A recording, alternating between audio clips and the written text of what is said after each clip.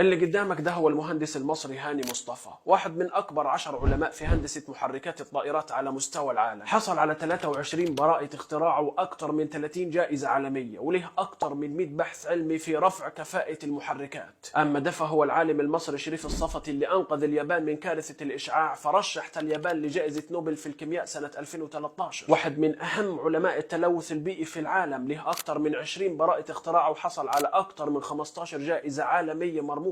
أما ده بقى فهو الدكتور كريم أبو المجد، الملقب في الأوساط والدوريات الطبية بالساحر، رائد زراعة الأعضاء اللي تجاوز عدد عمليات تلت حالات الزراعة في العالم، له أكثر من 500 ورقة بحثية و40 فصل من الكتب، بيعمل عمليات بلا مبالغة بمئات الآلاف من الدولارات مجانا للناس في مستشفى القصر العيني. أما ده فهو الدكتور المصري شاكر موسى، اللي اسمه مرتبط ب 350 براءة اختراع في تطوير الأدوية، له أكثر من 1000 بحث علمي في أكبر الدوريات العلمية في العالم. أما ده فهو العالم المصري عادل محمود، اللي توصل إلى لقاح فيروس روتا اللي كان بيقضي على أكثر من نص مليون طفل سنويا. هو اللي أنتج لقاح لفيروس الورم الحليم البشري، واحد من أخطر الفيروسات اللي بتتسبب في سرطان عنق الرحم للنساء. عشان لو حد يجي قال لك مصر قدمت للعالم، أبعت له الفيديو ده.